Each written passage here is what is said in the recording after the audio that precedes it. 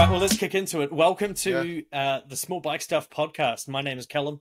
I'm sitting here in my office in New Zealand, and we've got Dana. Where are you, man? Out here in Kuntap Mahanakan, my friend. Absolutely. And for those that don't speak any Thai or don't know the true name of Bangkok, Thailand, that is Bangkok, Thailand. This is the podcast where we explore the ins, the outs, the oddities, the intricacies of small bikes, stories from all around the world, things that we're interested in, news, all that kind of stuff. And one thing I wanted to start with today that I think is super interesting is that you're once again living out one of my dreams, Dana. You've recently hit the go button on a new motorcycle in Bangkok. Yes. Tell us about it. So yeah, it was a kind of a long process. Me and you actually had a back and forth about this because I was just torn. I really, really love the DAX, but it's just those 12-inch wheels. I've dealt with that on my previous bike. You've made videos about my MSX, my Grom. I can't do the 12 inches. I needed something a little bit more substantial, and I love manual scooters, right? So if I'm buying a bike, I want an underbone no matter what. I'm not a big fan of step throughs. I think they look awesome, but I'm a little afraid because I'm a big dude of riding, and I ride hard, and a step through is not for me. And I wanted a manual because I think that's part of the fun for me. And that left me with only really two options stock, and then the only other option would have been the CT125, and I'd have to do a manual swap, and then a bunch of other stuff as well. But I also want something that Jib could be a pillion on. My wife could be a pillion on. And one thing with the CT125 is even though you can add a pillion seat, the passenger pegs are on the swing arm, which I can only imagine is not great for your knees. And after a long ride would feel pretty rough. So that left me with the Suzuki Raider and the Yamaha Exciter.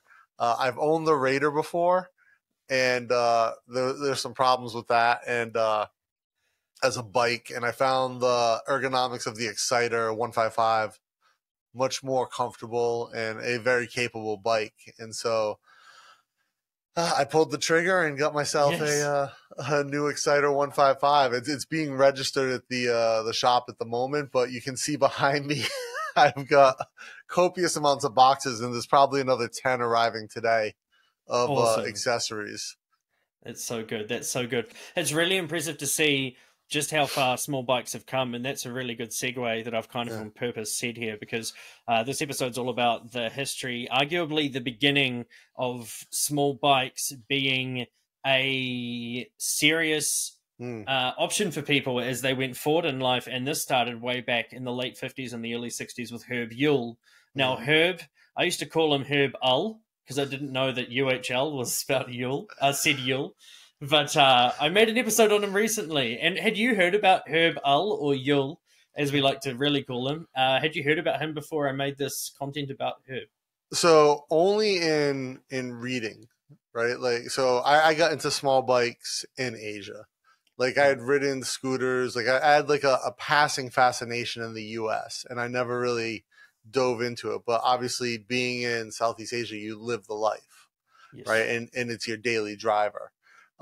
So in like just doing my nerdiest research of all things, like you like, especially when I think anyone who's into small bikes at some point goes down the Honda path, because you can't not, right? It's like, oh, they're the coolest bikes and the most prominent, especially here. I think they account for something like 85% of the market in Thailand.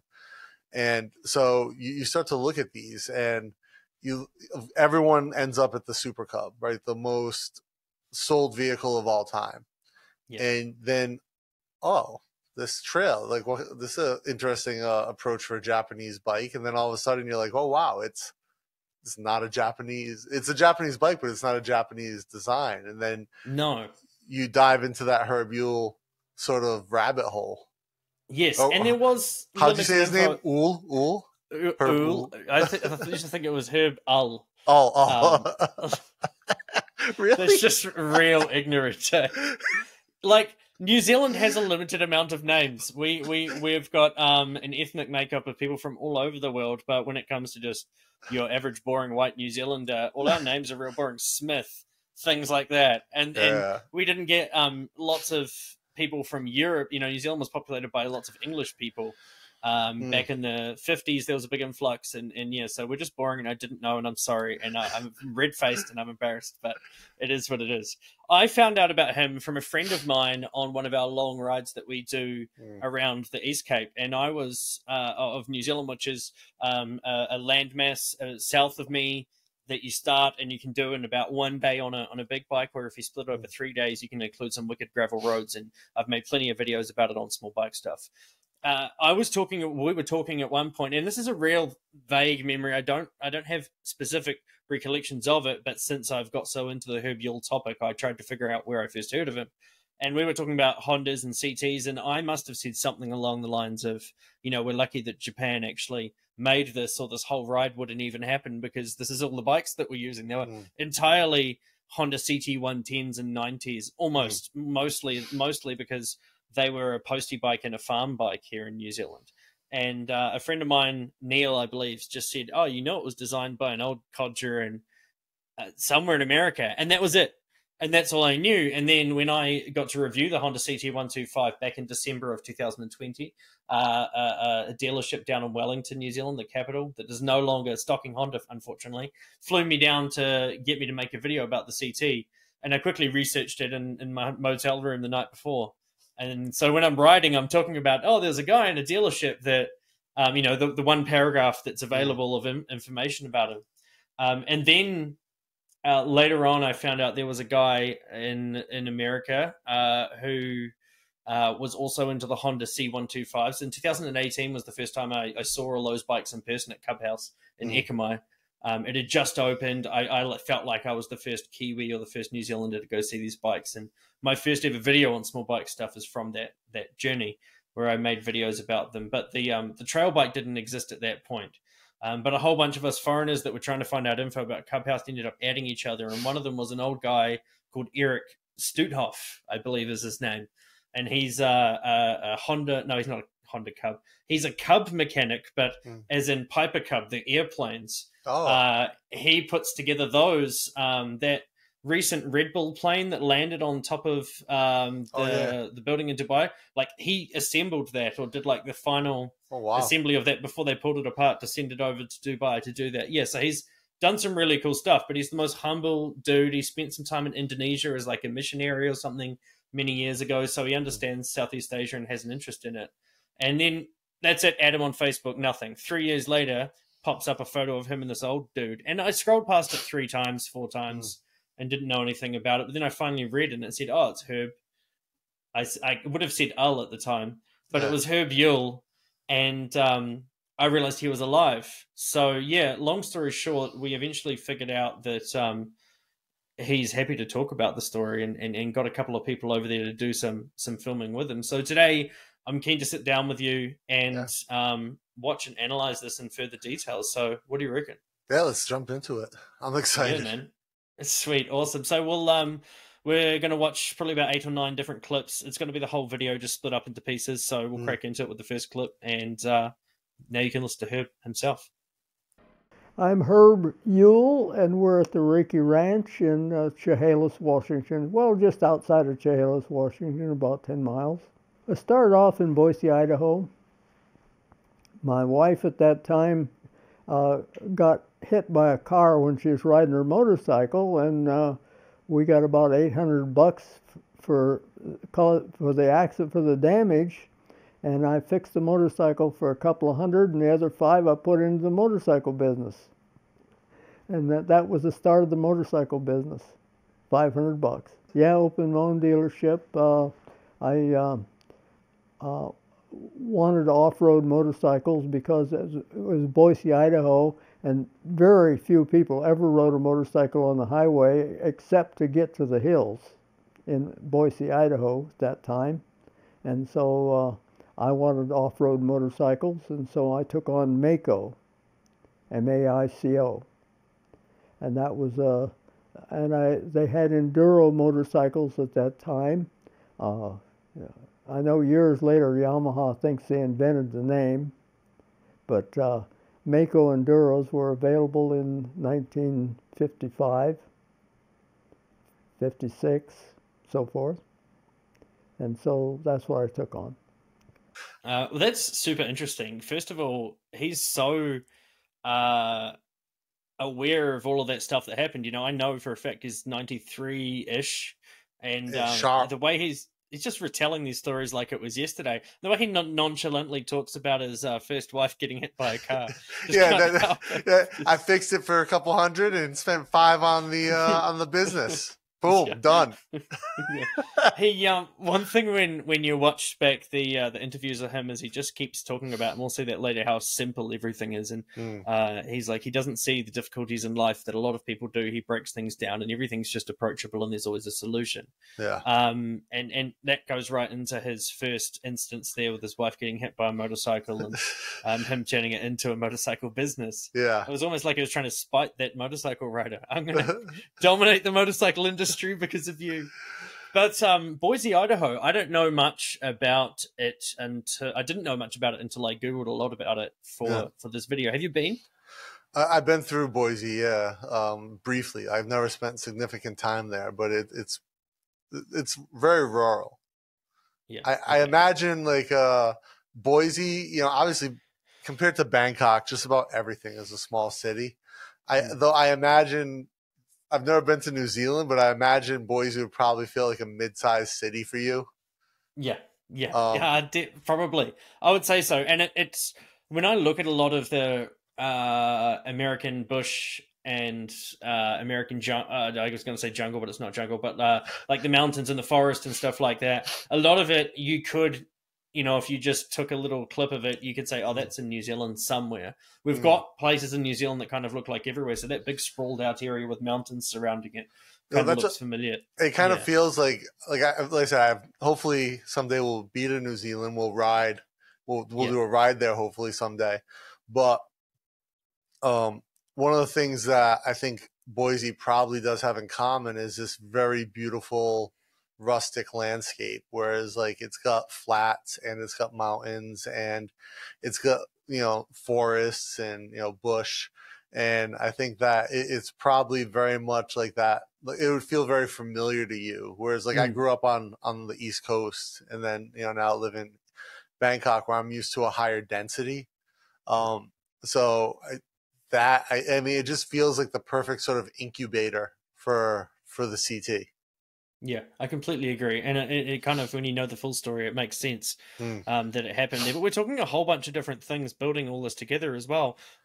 Like the lack of regulations back then, the fact that he could just jump on any bike that you had or any vehicle and just blitz it down the road without really an issue. You know, and that was common here in New Zealand as well. Any person over 50, they'll talk about how, you know, if you got caught coming home from the pub after having 7 or 8 beers, the cop would be like, where are you going? And you'd say, I'm going home. And he'd be like, all right, be safe. And you'd be on your way. And that's obviously not the way now. We have a zero tolerance almost for alcohol and drink drive. So just back then it was a different time. And I think, you know, I was born in the 90s. I discovered a little bit of the world before technology came and kind of uprooted us, but I was still in the thick of it. So I can't really place myself in that. It's a fascinating place to think about. Yeah, I saw recently a video from the U.S. sometime in the 80s where people being all upset. I saw that. I know what you're talking about. Yeah, something. Maybe play it here if you can find it. But if a man wants to work hard and have a few beers on the way home. Yeah, exactly. The most American thing ever. And I was born slightly earlier than you in the 70s, and you know, in the late 70s to be clear. But you know, I kind of like grew up at this time where right at the birth of the internet. And so I still remember like one of my friends had a moped, like this little 50cc, probably 49cc little like modified bicycle that we would zip around his village or his little neighborhood on, and crash and like try to jump over like dumpsters and stuff. And like, you know, well, we can pack this gravel up and jump it. Sure. Just full send. And so like I grew up with some of that, and then the internet came about when I was really like junior high school is when we first had access to it. It wasn't that great, so it didn't really consume your life. But yeah, there was like this, like, yeah, do what you want type of thing back then too. Like, but yeah, the video of America where like, oh yeah, if I want to have a couple beers on the way home, why is the government saying I can't? Yeah, it's an awesome insight to it. Just a time that's totally foreign to me. Yeah. Herb's obviously seen a lot and done a lot. He's talking about the late, probably mid 50s is when this happened. He had the Micro bikes throughout the late 50s, and he first got a Honda in 1959. So we'll jump in and watch the next clip, I guess, and see what else Herb has to say. Herco, Herco, Herb's company, engineering. No, it was in Garden City, right, part of Boise, but I guess if you're looking north, it's to the left. Simple as that. So I ordered in a motorcycle, and I guess I sold a couple of them, and then the importer, Nicholas Gray, that was the importer at that time out of Detroit, he came to see me, and he offered me motorcycles on consignment, and so that got me in the business. So my total investment was $500. Well, you could ride from your house to the hills on a motorcycle without license plates. Nobody paid any attention, and so that's what everybody did. And very, very seldom anybody ever rode a motorcycle on the road. Oh, there were a few road riders, but not many. But a lot of dirt riders because the foothills were right there, and so everybody went to the hills. And so that was my interest too. I didn't care to ride on the road. You can drive on the road, you don't even have to ride on it. And there was lots of old logging roads and old mining roads because there was a lot of mining went on in that area. And so we explored all those old roads and rode in all kinds of places. My favorite clip from this entire video has already been said, where he says, you don't need to drive on the road. You don't need to ride motorcycles on the road. You can get cars for that. You just drive there. And it's just the quintessential attitude of, why would you do it any other way than the way he's done it? One of the things that resonated with me a lot right there was we talked about like you could ride from the city to the trails with no plate. I just think about like recently buying the Yamaha, and I've got to wait for it to go through registration at the Ministry of Transport. And the salesperson's like, if you want to ride it now, you don't need a plate. Just hang on to the contract. If a cop pulls you over, just show it. And in my mind, I'm like, that's awesome. Yes. Like, because I want to ride right now. But then the logical part of my brain is like, you are a huge farang who rides down Sukhumvit every day. If they're going to stop anyone without a plate, it's going to be you. Yes. Like brand new, shiny, yammy, no plate, clearly modded up, driving down Sukhumvit, you're getting stopped. So I was like, I'll wait the week and a half. Yeah, like I say, it kind of leads back to our previous point of the compliance issues and just the differences in time periods. Because I was the exact same when I was living. I remember getting an exhaust put on a Honda Zoomer X that I had, and they were happy to do it. And they kind of looked at me sideways just as I left. They said, "Oh, by the way, you might want to watch out for the cops because they might not like this." And I did manage to find a route that never had police on it every single day. I changed it up. And then another thing that rings from that is my old Honda Dream that still exists down in Samut Songkhram in Thailand. That still exists. It's being ridden every single day. I'm pretty sure it's still in my name. The registration label has not been updated since 2014. And the people that are riding it, they're just like, what are the cops going to do? It doesn't matter. It's fine. It's just like registration. That's not a big issue. Well, your future, you can do what you want with your future Honda Dream. Yeah, exactly. We'll get there. I look forward to it. We need to make a video about the Honda Dream.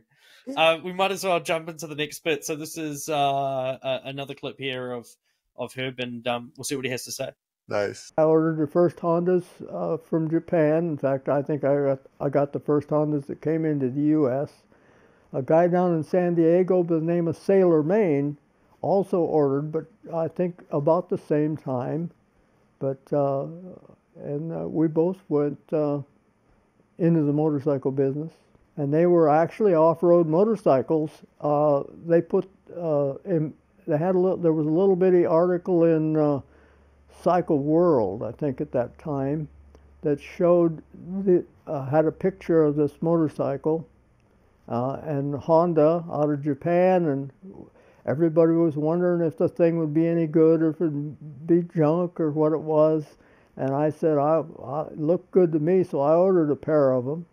I got them in and sold them almost instantly, and ordered more, and they wouldn't sell me anymore because they weren't series motorcycles. Those were built in their race shop.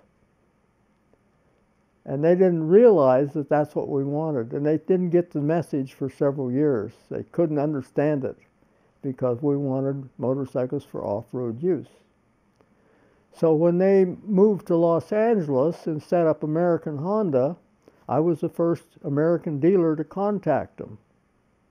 And that was when they were in an apartment house out on Sepulveda Boulevard, farther out than what they eventually had their store. And they were trying to figure out how to set up a distributorship in America. They were up in this big apartment, in this apartment house. So first things first, man, that picture of the old Ford truck with the Honda logo on the side and the bikes in the back. Yeah, that's a famous perfect. photo.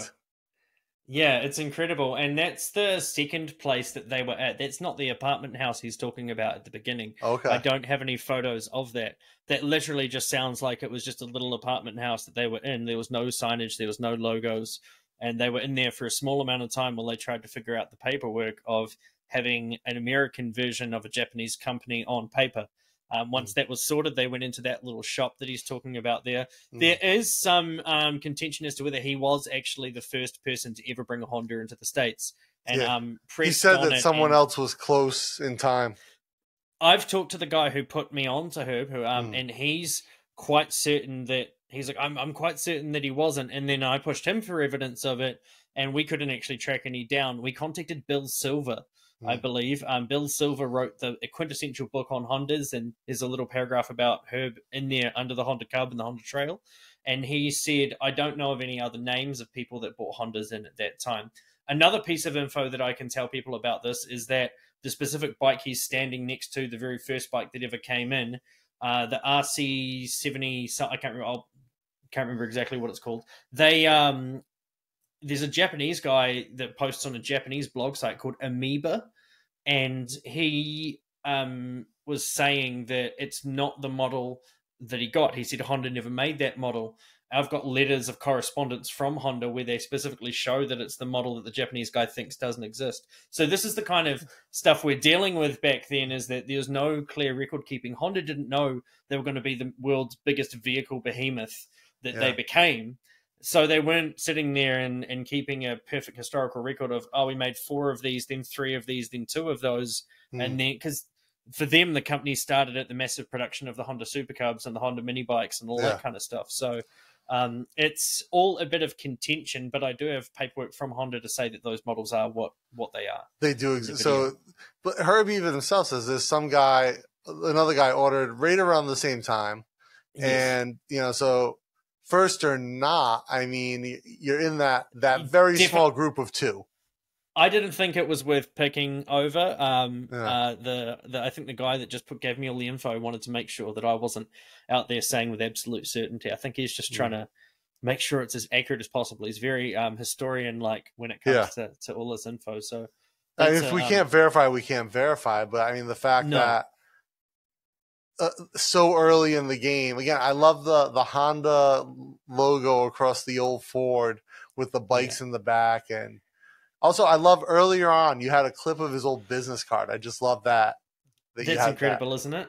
Yeah, Herco Engineering. I mean, all of this is such an incredibly tight time period. He sent a letter about the first Hondas in late 1958. Honda responded in late 1958. He ordered them on Christmas Eve. His letter is dated December 24th, 1958.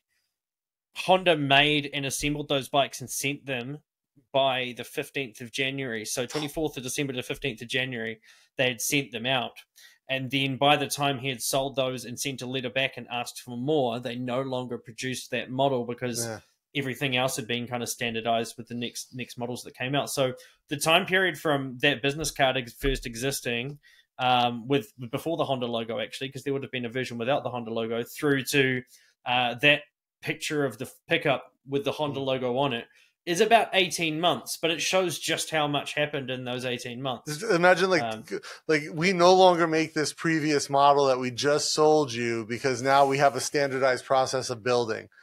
I mean, one, that's epic to think about, like Honda as such a small company that they're still iterating their R&D and their manufacturing.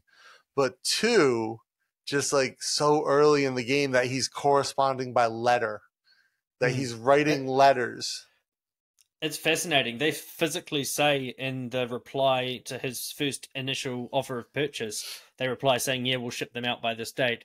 By the way, we're going to the Isle of Man for the first time, and we hope that we do well.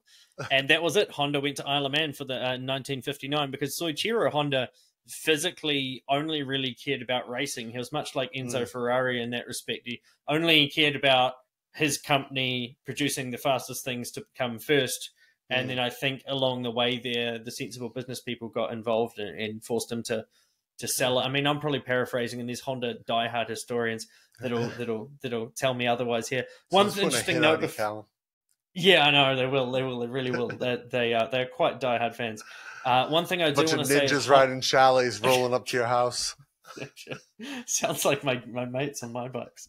There is a manga series put out by Honda Japan on the Japanese Honda Motorcycle YouTube channel. It's about 9 parts, and it's about the start of Honda through to Soichiro's retirement, I think. He died in 1991, the same year I was born, and it's really interesting because it chronicles him making the first bike, which was just a bicycle with a Tohatsu generator engine put onto it, and those generator engines powered World War II radios. And then he ran out of those and made a different model. You know, they go deep in the manga into this period where he was getting all his first models of bike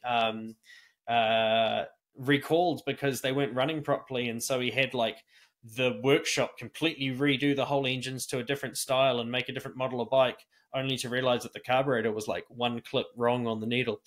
And so there was all this like weird semantics that you don't find out from Wikipedia. It's not anywhere, but if you go to Honda Japan's YouTube channel, let's throw a link to that in the show notes, because I think people will love to dive into that. Yeah, we'll definitely do that. Absolutely. We should jump on to the next one, man. All right, absolutely. Well, the first bikes I got, I forget what the model was. It wasn't a series model, like I say. It was specials. And then they came out with the CB72 and I think it was CB71, I think 72, and of course the C100, the Honda Cub, and that was a little 50cc. And so as soon as they got set up on Sepulveda with American Honda in their little building front, I went down to see them, and I went ahead and ordered some of the Cubs and some of the, they had a little 150 as well. So I ordered some of those 150s, a couple of them, and ordered a couple of the CB72s and 2 or 3 Cubs. And of course, when they came in at Boise, I uncrated all those things, and I looked at those Cubs and wondered how I was ever going to sell them at Boise. And that's when I started looking at them as what I could do to them to make them so that people would want them. And I got to looking at them, and every time I walked by them, I looked at them a little more, and I decided that they would make a way better trail bike than the tote goats and so forth that people were using at that time. And so there was a guy in Boise that built sprockets, had a machine to make sprockets. And so I ordered a sprocket to stick over the other one as an overlay. And then I ordered knobby tires for him because that would be necessary. And that's what took long. It took several months for knobbies to come in for it. Isn't that incredible that he made motorcycles so long ago, or sorry, built this trail motorcycle so long ago that skinny 17-inch knobbly tires, which are just an incredibly normal thing in most countries now, just didn't exist. So I'm thinking there must have been a whole nother series of letters between him and maybe Honda or a tire company, like, hello, can I please buy some some tires, knobbly tires for my bike. But that's interesting because we covered the whole. He just went from buying motorcycles as an individual importer from Honda through to Honda already having existed, buying a couple of their models, a couple of each models, and then having this bike sit around, which he turned into a trail bike. That picture of his son on the early, how gorgeous is that bike? Like just it's that. So great. Yeah, the pressed steel frame, even the forks are pressed steel. Yeah. Two kind of individual oval tubes that are spot welded together. It's really, really interesting to look at the construction of it. I did just in the background here, I've just on my computer brought up the history, the letter from Honda back to him. And it was just those first models that he's talking about were an RC71. They're a 247cc bike. He ordered them with straight pipes and a full set of jets for like 3 sizes up and 3 sizes down. That was probably a monster bike back then. Yeah, exactly. And I mean, if you look at the Micos of that era that he's talking about, they were kind of everything was designed off European bikes that existed, you know, older two-strokes in New Zealand before Hondas became the popular farm bikes. We used to use bikes called Jawas. They're made by a company called in Czechoslovakia in 1929 they started. And a company from Prague made these horrific two-strokes that they designed, and they kind of never changed the design. And that was it. And that was the bike that still existed right up until the 90s. And nice. So, yeah, it's interesting to just kind of get his the way it just slips off the tongue in about a minute and a half of how he changed an entire industry. Blah, he just spits it out, and that's it. It's nothing. Took a bike. Took what would go on to become the best-selling vehicle in the world, the quintessential small bike, and turned it into something completely different that would go on to define life in so many segments around the world is insane. It's really, really incredible. Should we just jump in and listen to the next part? Let's keep going. Let's get into it. And so then I tried it out in the hills and found out that it actually worked real good. So I started building them and ordering them in, and I guess I sold several hundred of them before Honda noticed that I was selling way more Honda Cubs than all of their dealers in the greater Los Angeles area together. And these were city bikes where they should have sold there. But here I was selling them out in a little town in Idaho. And so Jack McCormick from American Honda called and wondered what I was doing to sell all those little Cubs, because they weren't moving.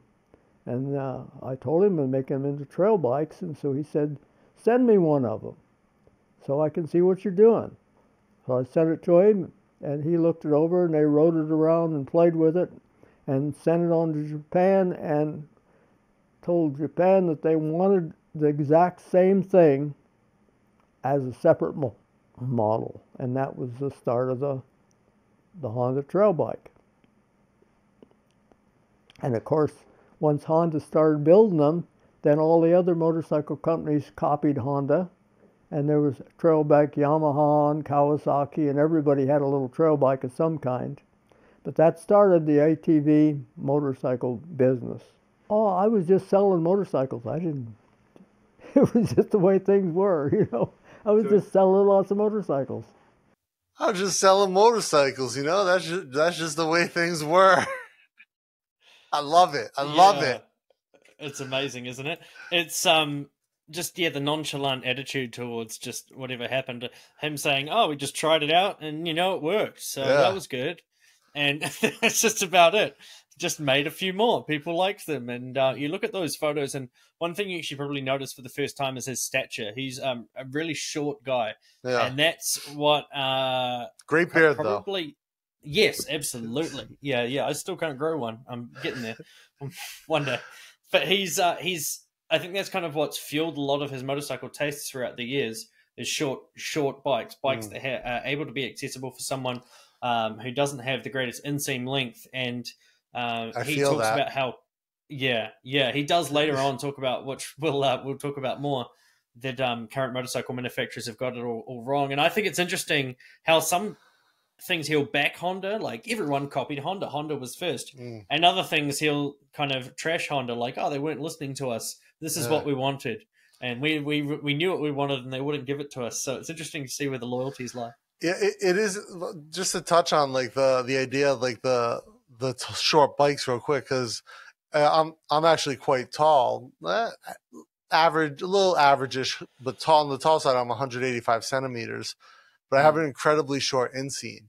And you and I were talking about this when you were here in Thailand. Like I struggle with taller bikes, and I think that's part of the thing that really fuels my passion for small bikes is they're very accessible. And I've ridden taller bikes, but like I can't flat foot many because of my shorter legs. But one of the things that I thought was interesting you noticed was that the Honda Rebel was super common as a big bike in Bangkok, in Thailand, probably because of its short standover height. That came from him. You'll hear it later, Herb, saying, Honda's got the perfect bike out there. It could be a trail bike. You just need to put some spoked wheels on it and some knobby tires. It's the Honda Rebel. And so, he gets into that. And now they have the, what is it, the CF now? Yes, they do. Maybe they listened. Maybe they did. I hope they do. It didn't bother you that they took your designs and made their own bike? No, really, because it didn't even occur to me it didn't occur to me that was a big deal. But that actually started the motorcycle-derived ATV. And that's made the motorcycle companies more money than anything else that's ever been done to motorcycles. In fact, that's where then the three-wheelers came, and that was direct from that. And then four-wheelers, and now side-by-sides.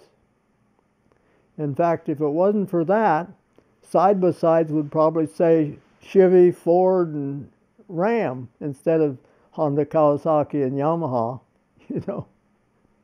So that really started the off-road motorcycle business. To get to a little lake or something up in the mountains required a horse or a hell of a long walk. And so they were building little scooters with Briggs and Stratton engines on them with no suspension on either end so that they could go up into those places, and they called those things tote goats. In fact, that became a brand. The company started up and built those little things.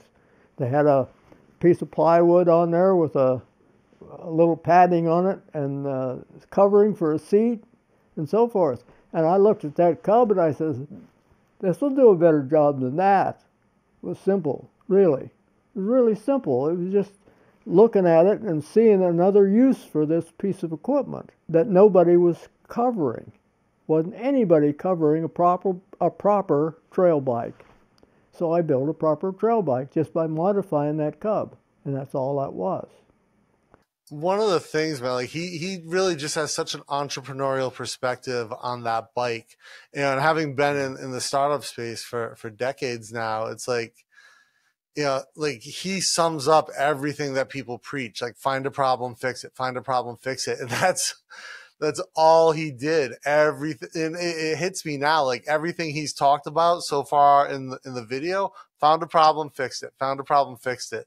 And your guy who filmed it saying, did you care that they stole your design? Like, no, I didn't even think about that. It's so brilliant.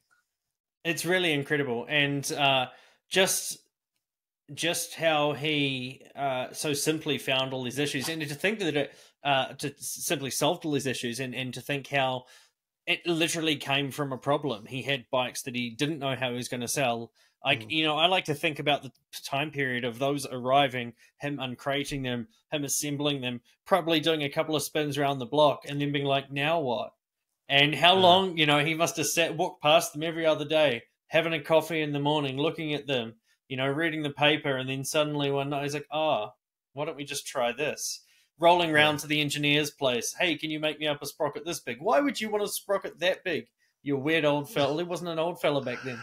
and it's just it really gives you an insight into exactly what he is dealing with. And it's, you say that, I didn't even think about it from that aspect, the entrepreneurial aspect. Like, it makes sense, and people pay thousands of dollars to learn that in an online digital course today, and this guy was just doing it as a normal part of life. That was his, he's like, he knew, it feels like he just knew no other way to function. Yes. Yeah. I love the name Tote Goat as well. I'm going to build a bike and call it the Tote Goat. Yeah, that's really, make sure it's super uncomfortable, remove the suspension, and you're only allowed plywood for a seat. Okay? Fully rigid. Yeah. And Honda never really understood the trail bike. They still don't. And you can tell it by what they've done. In the first place, they didn't realize that the seat height of the Cub had a lot to do with its appeal. And so the first thing they did when they designed their own, after copying mine, was to raise the seat height about 3 or 4 inches. So they never understood it. They did finally understand that somebody told them that they needed a high and low range gearbox. And they did that. But they dropped it. That was the only thing that they contributed to the trail bike that really improved it, was a high-low range gearbox. This new one doesn't have it. So the new one is not a good road bike or a good trail bike. It's neither one. What it is an off-road fun bike. That's all it is. But if they'd have left the high-low range gearbox in it, it would be a really good trail bike. Yeah, I think he's 100% right about the new CT 125. It's not a great road bike, and it's not a great off-road bike. It's just sort of off-road fun bike. It is an off-road fun bike. And that's a great description. It is an off-road fun bike. Yeah. And it's not a trail bike, and there's two differences there. And I mean, people might be like, oh, you're getting into semantics here. You could break it down into 50 different categories if you really wanted to. But he's super right there. And I think that portion of the clip there was a lot of vindication for a lot of people that wanted to get the Trail 125, were excited that Honda was bringing the Trail 125 back. And this is a part of the aspect that a lot of them don't consider, but they all say, it should have got a high-low gearbox because it doesn't have one, it's not worth buying.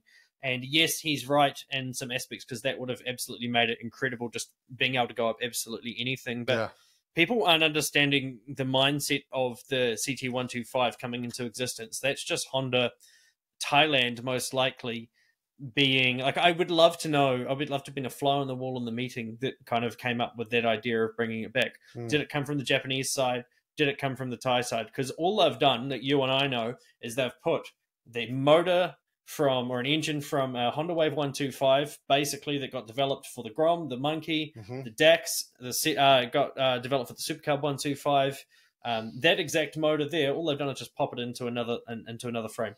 And to think of them making it a low-range gearbox, it's like, no, that was a different factory. That was in Japan. You know, they had a whole bunch of tooling and machining over there to make these dual-range gearbox Hondas, and that hasn't happened since 2004 or 5. So to expect Honda Thailand to then do the same, I see why they don't, even though it would have been cool if they did. You and I have both ridden it.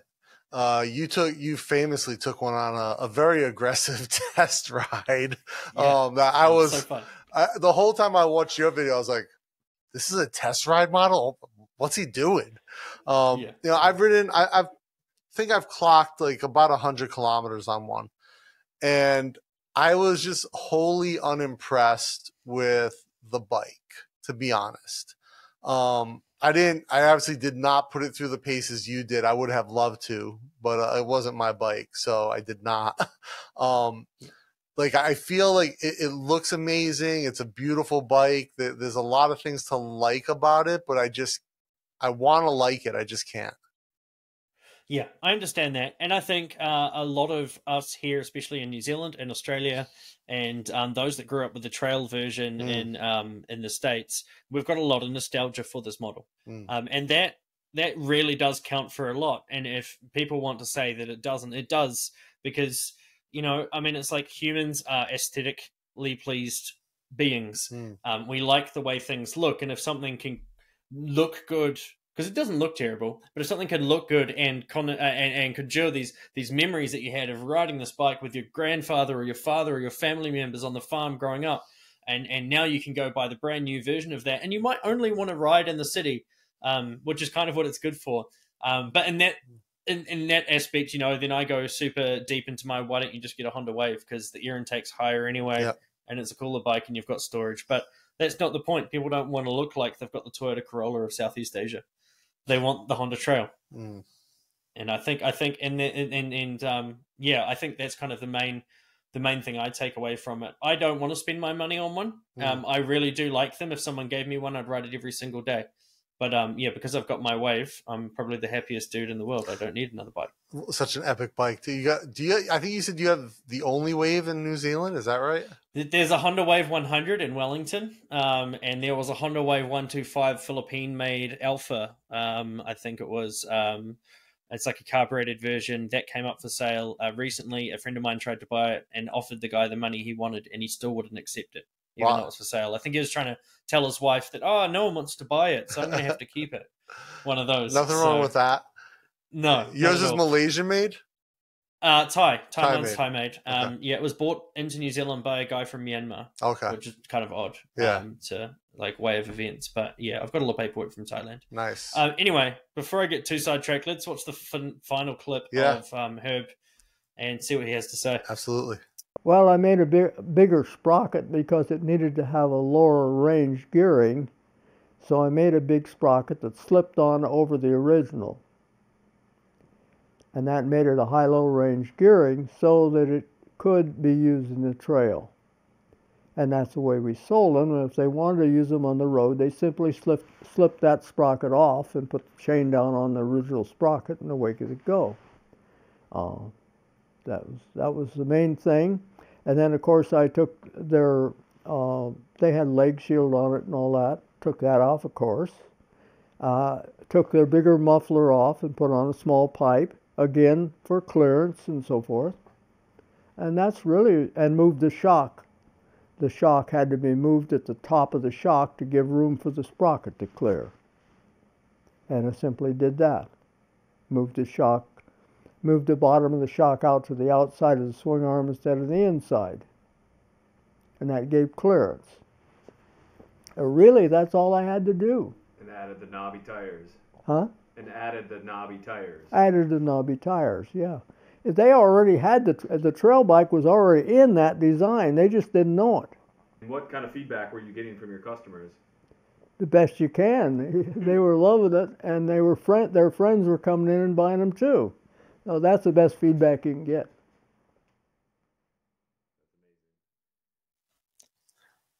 Nice. You can see the gleam in his eyes there, that he really got transported back at that moment, and you could tell he was just recalling all those feelings. I mean, he probably did realize towards the end there, once he'd sent it off to Honda, because it's really interesting. Honda's first ever Honda Trail official model coming from their factory, they virtually copied exactly what he did.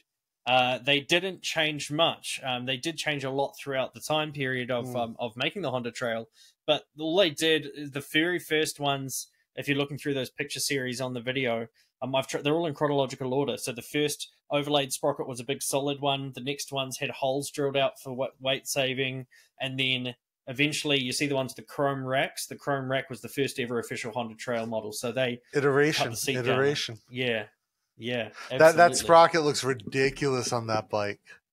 By the way, it does. It's so huge. You see, it has to tuck under the side cover on the left side of it as well. And him taking the shock and just putting it on the outside of the swing arm mount instead of on the inside, a lot of people would never think to do that because they'd be like, oh, well, that's not how it came from the factory, so you can't do that. Saw a problem, found a solution. Saw a problem, found a solution. You could sum up his whole life, I think, with saw a problem, found a solution, and did it well.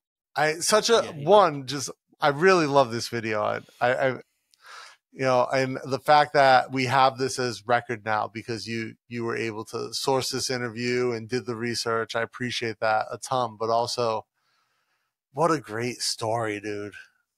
There's so many good stories out there that haven't been captured, and I think after getting into videos, I looked back to my great grandfather who was a part of World War II, and we didn't sit down and document his stories. We didn't do that kind of stuff. So when you see a little opportunity like this, and he looks he looks, you know, I showed this video to my mother and she kind of like called me up before she had even watched a few seconds. She's like, oh my God, he looks like your great grandfather. He kind of does. He's got the same wispy facial hair. So watching this guy retell a story and his cheeky little grin, it kind of, it felt like he was a piece of my family, which sounds odd because he's not. And we don't know each other that well. But, you know, I have had a couple of chats with him. He still lives up there in Chehalis, Washington at the Reiki Ranch.